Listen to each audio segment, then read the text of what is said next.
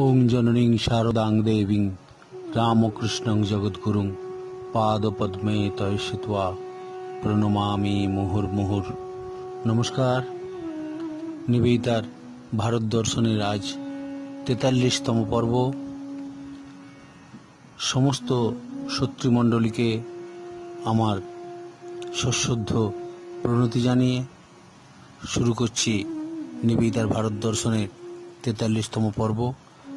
যারা রেগুলার এই আলোচনাটি শুনতে থাকেন বা অপেক্ষায় থাকেন তারা অবশ্যই জানেন আমরা এখন যে পর্যায়ে পৌঁছেছি, নিবেদিতার ভারতবর্ষে স্বাধীনতা আন্দোলনে অংশগ্রহণ এবং ভারতবর্ষের দেশাত্মবোধকে জাগ্রত করা, যুব সমাজকে দেশপ্রেমে উদ্বুদ্ধ করা শুধু নয়, তার সাথে সাথে ভারতবর্ষের মানুষের ভারতীয়ত্ববোধকে জাগিয়ে তোলা তার যেন একটি দায়িত্বের মধ্যে পড়েছিল।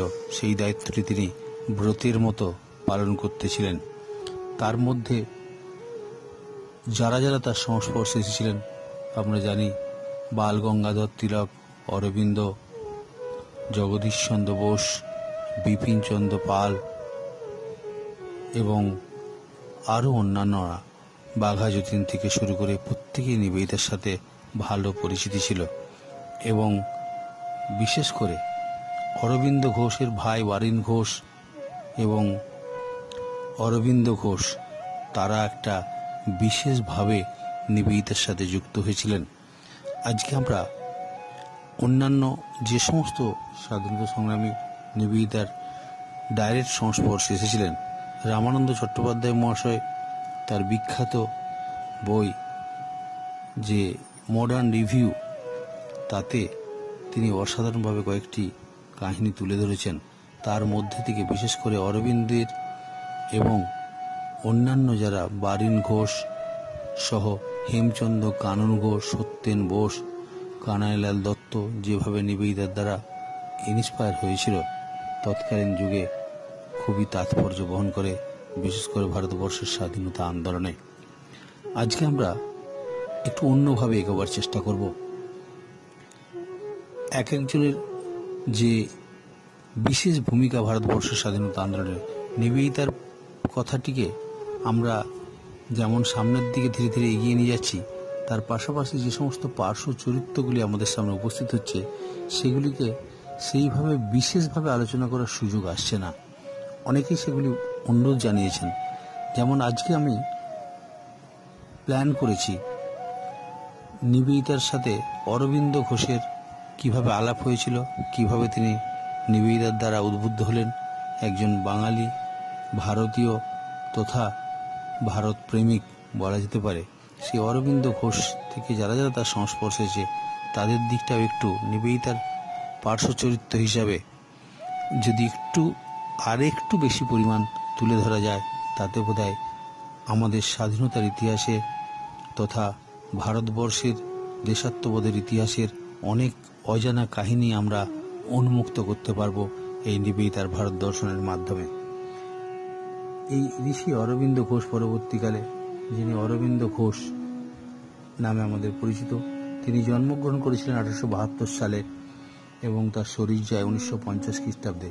তার জীবন সংগ্রাম, দেশাত্মবোধ, ইংরেজদের দেশ ছাড়ানোর উদ্দেশ্যে তার জীবনপণ সংগ্রাম, নিবেদিতার সাথে এবং অন্যান্যদের সাথে অনেক আন্দোলনের অনেক ভূমিকায় তাকে দেখা গেছে।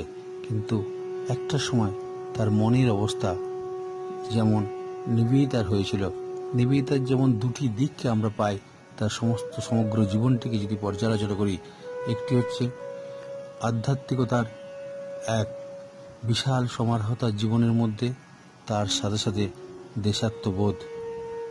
এই দুটি জিনিস নিবেদিতাকে তার চরম লক্ষ্যে পৌঁছাতে সাহায্য করে। নিবেদিতার জীবন কাহিনীর মধ্যে আমরা দেখি তার যে চরম আধ্যাত্মিকতা, আধ্যাত্মিক চিন্তায় এক পরিপুষ্ট একটি ব্যক্তিত্ব।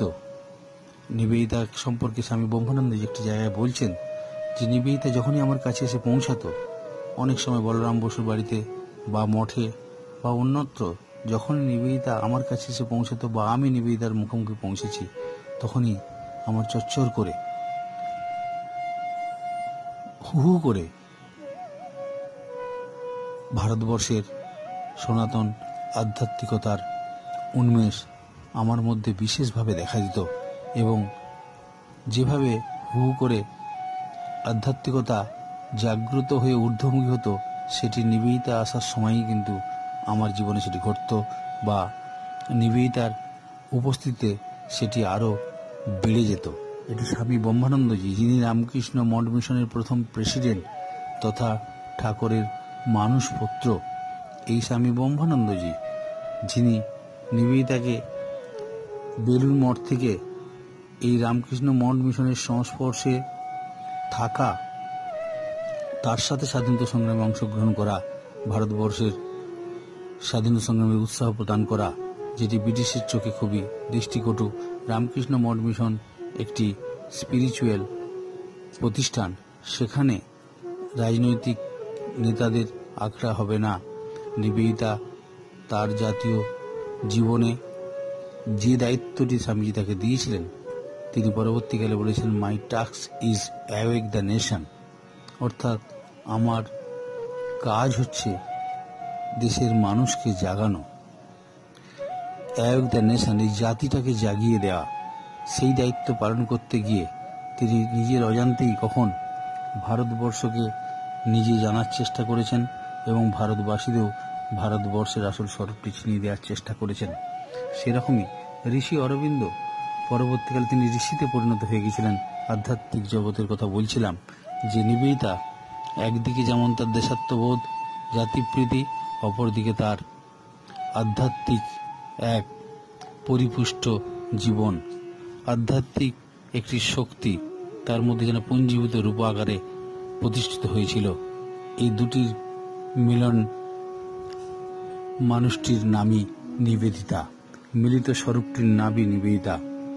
তিনি একজন একজন মানুষের সংস্পর্শে আমরা যেভাবে তিনি এসেছেন বা তারা যেভাবে নিবেদিতার সংস্পর্শে এসেছে, সেগুলিকে সামনে রেখে কয়েকজন ভারতীয়র নিবেদিতার সান্নিধ্য লাভের ঘটনা আপনাদের সামনে তুলে ধরতে গিয়ে আজকে যখন অরবিন্দের কথা বলতে যাচ্ছি, যিনি নিবেদিতার থেকে মাত্র 5 বছরের ছোট ছিলেন। নিবেদিতার জন্ম 1867 সালে, অরবিন্দের জন্ম 1872 খ্রিস্টাব্দ। তিনি প্রথম বেশ কিছুদিন, প্রায় 14 বছর তিনি ইংল্যান্ডের জীবনযাপন করেছেন। বর্ণময় তার চরিত্র। সেই সময় জীবন ত্যাগ করে তিনি বরোদায় রাজ কলেজে শিক্ষকতার দায়িত্ব গ্রহণ করেছিলেন। এই অরবিন্দ তিনি বিদগ্ধ একজন লেখক ছিলেন। তার অনেক পত্রিকা তিনি প্রকাশ করেছেন স্বাধীনতা সংগ্রামের উদ্দেশ্যে, কখনো কর্মযোগিন, কখনো ধর্ম, কখনো অনেকগুলি পত্রিকার মধ্যেই যেগুলি রয়েছে সেগুলি কিন্তু নিবেদিতাও তাকে অনেকখানি দায়িত্ব পালন করেছেন এই পত্রিকাগুলি চালাবার জন্য। আর্য, বন্দে মাতরম, এই সমস্ত পত্রিকা অরবিন্দ দেখাশোনা করেছেন এবং নিজে সম্পাদনার দায়িত্ব পালন করেছেন। তার সাথে সাথে যুগান্তর পত্রিকারও অনেকটাই দায়িত্ব তিনি পালন করেছিলেন। নিবেদিতাকে পরবর্তীকালে সেসব দায়িত্ব ভূপেন বোস, বিশেষ করে স্বামী বিবেকানন্দের ভাই, ছোট ভাই ভূপেন্দ্রনাথ দত্ত, ভূপেন্দ্রনাথ বোস বলে ফেলছিলাম, ভূপেন্দ্রনাথ দত্ত, তিনিও নিবেদিতার সংস্পর্শে দেখে কিভাবে ভারতবর্ষের রাজনৈতিক উন্নতিতে তিনি বিদেশি লেখকদের লেখা বেশ কিছু বই নিবেদিতা তাকে দিয়েছিলেন এবং সেই সমস্ত বইয়ের দ্বারা তারা উদ্বুদ্ধ হয়েছিলেন। ক্রপটকিন থেকে শুরু করে মাতসেনির বই, তাদের বিভিন্ন আচার আচরণ, দেশকে স্বাধীন করতে গেলে কি প্রয়োজন, সেগুলি নিবেদিতা তাদের সামনে তুলে ধরেছিলেন। এই অরবিন্দ ঘোষ যেমন বিদগ্ধ লেখক ছিলেন, তেমন যোগী ছিলেন, তেমনই দার্শনিক ছিলেন, ইংরেজিতে তুখোড় ছিলেন, সাংবাদিক ছিলেন, বহু ভাষাবিদ ছিলেন। আর নিবেদিতা ছিলেন অসাধারণ এক লেখিকা, সেটি আমরা সকলে জানি। দক্ষ সংগঠক, দরদি, শিক্ষাব্রতী, শিল্পযোদ্ধা ভাব তার মধ্যে, একটা প্রতিভাময়ী অধ্যাত্ম পিপাসু একজন মহিলা। এক্ষেত্রে অরবিন্দ নিবেদিতার মিল উভয়ই ভারতের স্বাধীনতা সংগ্রামে এক বিশেষ ভূমিকা পালন করেছিলেন। এই অরবিন্দ যখন রাজ কলেজে দায়িত্ব পালন করছেন, শিক্ষকতা করছেন, প্রথমে অধ্যাপক ও পরে সহাধ্যক্ষর পদে তিনি আসীন হয়েছিলেন। এখানেই ভারতীয় বিভিন্ন ভাষায় তার দক্ষতা অর্জন। ওই বরোদাতে ভারতীয় সংস্কৃতির সঙ্গে সম্যক তার পরিচয় ছিল। যোগের প্রতি তার প্রবল আকর্ষণ ছিল। 13 বছর, প্রায় 1893 থেকে 1906 খ্রিস্টাব্দ পর্যন্ত বরোদায় থেকে চাকরি করার পরে চাকরি ছেড়ে দিলেন। 1906 খ্রিস্টাব্দে কলকাতায় চলে আসলেন। বেঙ্গল এডুকেশন সোসাইটির দায়িত্ব গ্রহণ করার উদ্দেশ্যে স্বাধীনতা আন্দোলন ও প্রকাশ্য রাজনীতিতে হঠাৎই যোগ দিয়ে ফেললেন। এর পেছনে যার অবদান, সেই মহিলাটির নাম কিন্তু ভগিনী নিবেদিতা। নিবেদিতা 1902 খ্রিস্টাব্দের পরে আমরা দেখব, জুলাই মাসে স্বামীজির প্রয়াণের পরে দেশ জাগানোর ব্রতে নিবেদিতা প্রথম ভারত পরিক্রমার কালে নাগপুরে বাল গঙ্গাধর তিলকের সাথে দেখা করে তাকে উদ্বুদ্ধ করছেন। তারপরে ওখান থেকে তিনি চলে আসেন বরোদায়। অরবিন্দের সাথে তার সাক্ষাৎ হয়। ওই গাইকোয়াড়, যিনি ওখানকার রাজা, সেখানে নিবেদিতা গিয়ে পৌঁছে অরবিন্দের নাম শোনেন। অরবিন্দ ওইখানেই রাজ কলেজে অধ্যাপনা করছেন। তার দেশাত্মবোধ সম্পর্কে কিছুটা পরিচিতি ওখানে পেয়ে অরবিন্দের কাছে তিনি গিয়ে নিজে সহজে আলাপচারিতার মধ্যে তার মধ্যে আরও দেশাত্মবোধের জাগ্রতা অনুভব করিয়ে তাকে বাধ্য করেন বাংলায় ফিরে আসতে, বাংলায় দায়িত্ব নিতে এবং স্বাধীনতার ইতিহাসে তার নামটি যেন নিবেদিতায় যুক্ত করে দিয়েছিলেন। অরবিন্দ তার প্রতিভার পরিচয় যেমন দুজনেই দুজনকে দিয়েছিলেন, তাতে দেখা যায় 1902 সালের পরে অক্টোবর মাস নিবেদিতা তখন উত্তর ভারত ভ্রমণ করে অবশেষে বরোদা এসে পৌঁছেছেন। অরবিন্দ ঘোষের সাথে সাক্ষাৎ হয়। বাংলার নিবেদিতা এই অদ্ভুত চরিত্রের মানুষটির কথা নানা মুখে শুনেছিলেন, কিন্তু প্রত্যক্ষ করলেন ওই বরোদা এসে। আলাপ জমাতে তার কৌতূহল হয়, স্বদেশ প্রেমে ভরপুর। কেমন সেই মানুষ যিনি শৈশব থেকে সুদীর্ঘ 14 বছর কাল ইংল্যান্ডে ছাত্র জীবন কাটিয়েছেন। পরে তিনি বিদেশে কাটিয়ে আসলেও পাশ্চাত্য শিক্ষা শিক্ষিতা হয়েও কিন্তু ভারতবর্ষের শিক্ষা জগতে যুক্ত হয়েছেন। বেশভূষায়, কার্যে ও চিন্তায় খাঁটি ভারতীয় ছিলেন তিনি। বরোদায় রাজ কলেজের অধ্যাপনা করছেন ঠিকই, তার সাথে সাথে তার আর একটা দিক উন্মোচিত হয়েছিল, সেটি হচ্ছে আধ্যাত্মিকতা। অরবিন্দের সাথে সাক্ষাৎ দেশপ্রেমের পরিধি দেখে আকৃষ্ট হয়েছিলেন। নিবেদিতা বাংলায় আসন্ন বিপ্লবের যোগ্য নায়িকা রূপে আত্মপ্রকাশ করেছেন ঠিকই, তার সাথে সাথে এই অরবিন্দের ভূমিকাও কম নয়। আদর্শবাদী বিপ্লবী অরবিন্দের সাথে বাস্তবপন্থী বিপ্লবী নিবেদিতার সাক্ষাৎ হওয়ার পর থেকেই যেন এক ঐতিহাসিক ঘটনার মতো তাৎপর্যপূর্ণ হয়ে ওঠে। পরবর্তীকালে আমরা দেখব, ইতিহাস তার প্রমাণ করে দিয়েছে, প্রতিভার দেশে প্রতিভাত নিবেদিতা। অরবিন্দ ভারতের মাটিতে এই আইরিশ অগ্নিকন্যাটির কার্যকলাপ তিনি বরোদায় বসে লক্ষ্য করেছিলেন। লোকমুখে বিবেকানন্দের এই বিদুষী শিষ্যাকে তিনি দেখার আকাঙ্ক্ষায় ছিলেন। সেসব কথা শুনেছেন, তাতে অরবিন্দের মন নিবেদিতার প্রতি সহজে আকৃষ্ট হয়েছিল। অরবিন্দের বৈপ্লবিক মন নিবেদিতার বৈপ্লবিক মনকে নিঃশব্দে আকর্ষণ করেছিল।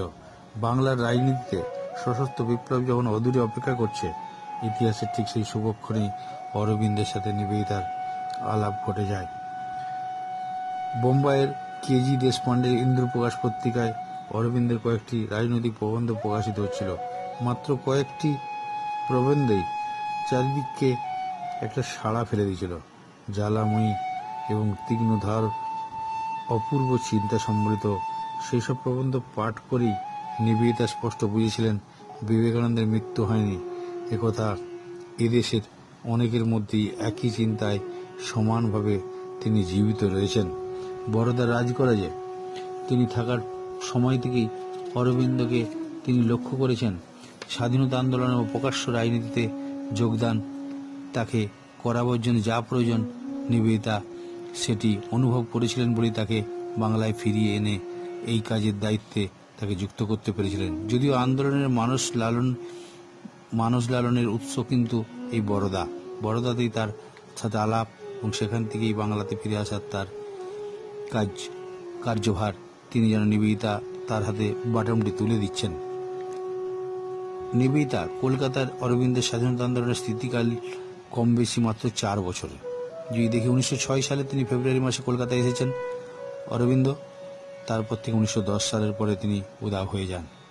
ওই পন্ডিচেরিতে তার আশ্রম প্রতিষ্ঠা এবং আধ্যাত্মিক এক স্ফুরণ ভারতবর্ষের বিভিন্ন কর্নারে অবস্থান করছে সেগুলিকে জাগ্রত করার ভূমিকা গ্রহণ করেন।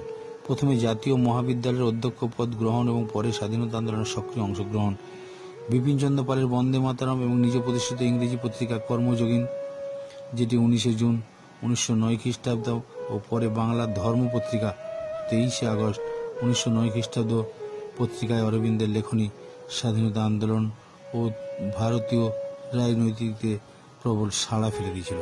মানিকতলা বোমা মামলায় তার আলিপুর জেলে বন্দী অবস্থায় শ্রী ভগবানের নির্দেশে যোগী হওয়ার সংকল্প গ্রহণ করেন। সবকিছু হেলায় পরিত্যাগ করে চন্দননগর হয়ে পন্ডিচেরি এসে স্বাধীনতা সংগ্রামে অরবিন্দ যোগী অরবিন্দে রূপান্তরিত হন।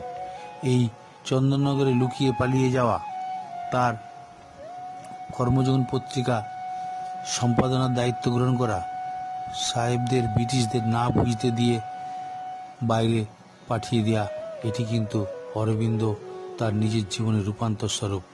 1895 সালের নভেম্বরে ভগিনী নিবেদিতার জীবনের এক ধর্ম সংশয় সমন্বয়ে লন্ডনের প্রচন্ড ব্যক্তিত্ব, আধ্যাত্মিকতা মণ্ডিত চরিত্রবান স্বামী বিবেকানন্দের সাথে যে সাক্ষাৎ হয়েছিল তার পরিপূর্ণতা লাভ করে এদেশের স্বাধীনতা সংগ্রামে অংশগ্রহণকারী যুবকদের সাথে তার মেলামেশা। খড়কুটোর মতো পরিত্যাগ করে ভারত তীর্থে আগমন, গির্জায় ধর্মচারক কন্যা মার্গারেট এলিজাবেথ বিবেকানন্দের সন্ধান পাওয়ার পরেই নতুন দিগন্ত তার কাছে খুলে গিয়েছিল। 1898 সালের জানুয়ারি মাসে 28 তারিখে তিনি কলকাতার উদ্দেশ্যে পৌঁছে গিয়েছিলেন। রামকৃষ্ণ পরিমণ্ডলে পরম সমাদৃতা নোবেল উত্তরণ হয়েছিলেন নিবেদিতা স্বামী বিবেকানন্দের উদ্ধত্ত সংস্পর্শে। সেই সঙ্গে জননী সারদা দেবীর অকুণ্ঠ অজস্র আশীর্বাদে পরিস্নাত হয়ে নিবেদিতা হয়েছিলেন তার আদরের খুঁকি। পরিচিত হলেও রামকৃষ্ণ ভক্তমণ্ডলের নরেনের মেয়ে বলে পরিচিত ঠিকই। 16 নম্বর 17 নম্বর বোসপাড়া যখন থাকেন 1898 খ্রিস্টাব্দে 13 নভেম্বর 16 নম্বর বোসপাড়ার বাড়িতে সূচনা হয়েছিল নারী শিক্ষার এক নতুন ইতিহাস। শ্রীমা সারদা দেবীর আশীর্বাদে ও স্বামীজির প্রমুখ কয়েকজনের শ্রীরামকৃষ্ণ দেবের পার্শ্বদের উপস্থিতিতে সেই ইতিহাস বাল্য বিধবা নারী বালিকাদের ভারতীয় সংস্কৃতির ধারা বালিকা বিদ্যালয় বা বর্তমান বাগবাজারে সিস্টার নিবেদিতার বিদ্যালয় রূপে শিক্ষা জগতে সুপরিচিত ছিল। ওই বিদ্যালয়কে কেন্দ্র করে তিনি ভারত মাতার সেবায় নিজেকে উৎসর্গ করেছিলেন। ভারতবর্ষকে নিজের স্বদেশ বলে মনে প্রাণে গ্রহণ করেছিলেন এই ভগিনী নিবেদিতা। ব্রিটিশ হয়ে ভারতকে ইংরেজ শাসনমুক্ত করতে স্বাধীনতা সংগ্রামের সর্বস্তরের বিশেষ ভূমিকায় অবতীর্ণ হয়েছিলেন এই নিবেদিতা। ভারত তার কাছে ছিল উপাস্য দেবতা স্বরূপ, জননী স্বরূপ। নবযুগাচার্য এবং ভারতীয় আধ্যাত্মিকতা আন্দোলনের সর্বশ্রেষ্ঠ সংগঠক বিবেকানন্দের জাতীয়তাবাদ গ্রহণ করে সারা ভারতে যুবকদের মনে গভীর জাতীয়তাবাদের উন্মেষ ঘটে যায়। সেটি ঘটিয়েছিলেন ভগিনী নিবেদিতা স্বয়ং। এই জন্য তিনি 1902 সালের অগ্নিযুগের বক্তৃতাগুলি দিয়ে ভারতের বিভিন্ন স্থানে সফর করছিলেন। তার দৃঢ় বিশ্বাস যে ভারতবর্ষ একদিন বিশ্বের মহান দেশরূপে বিবেচিত হবে। ধর্মে, শিক্ষায়, সাহিত্যে, শিল্পকলায় নতুন অভ্যুদয় হবে। তিনি ছিলেন সর্বক্ষেত্রে পরম প্রেরণাদাত্রী। আজকে এই পর্যন্তই। এই অরবিন্দকে নিয়ে আরও একটা দুটো আলোচনা চলবে। তারপর অন্যান্য নিবেদিতা সংস্পর্শে আসা ভারতীয় স্বাধীনতা সংগ্রামীদের বিভিন্ন দিক নিয়ে আমরা ধীরে ধীরে এগিয়ে চলব নিবেদিতার ভারত দর্শনের পরপর খণ্ডগুলিতে।